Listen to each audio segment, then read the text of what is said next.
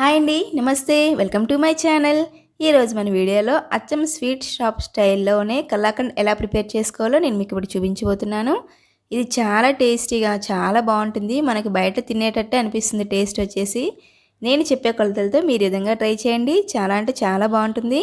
నా video skip చేయకుండా చివరి వరకు అయితే చూడండి. నా వీడియో నచ్చినట్లయితే like, share and subscribe to my channel. మీరు ఇచ్చే లైక్ అనేది నాకు వీడియోకి మరింత మోటివేషన్గా అనిపిస్తుంది అండ్ మరికొంతమందికి రీచ్ అయ్యేలా చేస్తుంది. ఇప్పుడు మనం లేట్ చేయకుండా మన వీడియోలోకి వెళ్ళిపోదామా.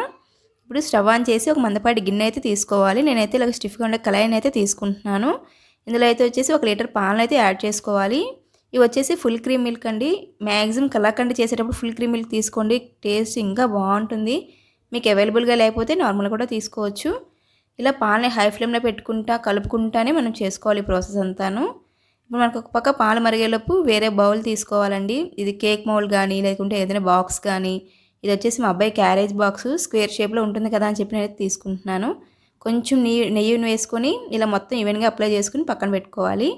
మనకి ఇప్పుడు పాలు అనేది 3/4 వరకు మరిగిపోవాలండి. ఆల్మోస్ట్ మరిగిన తర్వాత నేను ఆల్రెడీ ఒక వేరే బౌల్లో వచ్చేసి 2 స్పూన్లు నిమ్మరసము అలాగే 2 స్పూన్లు వాటర్ కలిపి పక్కన పెట్టుకుంటున్నాను. మ్యాక్సిమం 1 లీటర్ పాలకైతే హాఫ్ నిమ్మ చెక్క అయితే సరిపోతుంది. చూస్తున్నారు కదా. ఇప్పుడు నిమ్మరసం వేసుకుని ఇలా కలుపుకోవాలి. ఇలా కలుపుకుంటే ఒక 2 to 5 మినిట్స్లో అయితే మనకి ఆల్మోస్ట్ పాలు విరగడం అనేది స్టార్ట్ అవుతుంది. ఒకవేళ మీకు పాలలో విరగలేదంటే మరి కొంచెం నిమ్మరసాన్ని కూడా యాడ్ చేసుకోవచ్చు. ఇలా కలుపుకొని మీకు చూపిస్తాను చూడండి వీడియోలో. నాకు పాలైతే ఒక 5 మినిట్స్ లోపల అయితే మొత్తం విరిగిపోయింది. మీకు ఆల్రెడీ జూమ్ చేసి కూడా చూపిస్తున్నాను. చూస్తున్నారు కదా పాలని ఎంత నీట్గా విరిగింది కదా. ఇప్పుడు ఈ పాలన్నీ పాలలో వాటర్ అంతా ఇంకిపోయే వరకు కూడాను మన దగ్గరుండి కలుపుతూనే ఇలా కంటిన్యూగా ప్రాసెస్ అయితే చేసుకోవాలి. టైం అయితే కొంచెం టేకెన్ అండి, కానీ టేస్ట్ అనేది చాలా బాగుంటుంది. మీరు కూడా ఒకసారి ట్రై చేయండి.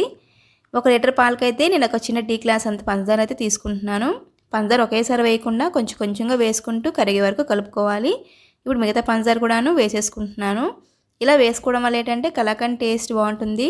పంచదార అనేది ఈవెన్గా మొత్తం స్ప్రెడ్ అవుతుంది, చాలా బాగుంటుంది. మనకు చూసారు కదా ఆ పన్నీర్ అనేది కలర్ కొంచెం చేంజ్ అయింది కదా, బ్రౌన్ కలర్లోకి అయితే టర్న్ అయింది. ఈ విధంగా కలుపుకోవాలి. గరిటతో గట్టిగా కలుపుకుంటడం వల్ల ఏంటంటే మనకనే పన్నీర్ కొంచెం పెద్ద పెద్ద ముక్కలు కాకుండా చిన్న చిన్న కలాకండ్ ఆ ఫ్లేవర్ అనేది మనకు కనిపిస్తుంది, బాగా వస్తుంది. ఇలా గరిటతో కొంచెం మ్యాష్ చేసుకోవాలి. అప్పుడు చిన్న చిన్న పూసలా అయితే వస్తుంది. వాటర్ అంతా బాగా ఇంకిపోయే వరకు చూసి ఇప్పుడు ఇందులోనే 1 టీ స్పూన్ నెయ్యి అయితే వేసుకుంటున్నాను. మనకి ఇంత ముందుకి ఇప్పటికీ చూసారు కదండి కలర్ అనేది బ్రౌన్ కలర్లో వచ్చింది కదా, లైట్ బ్రౌన్ కొంచెం డార్క్ కలర్ అయితే యాడ్ అయింది కదా.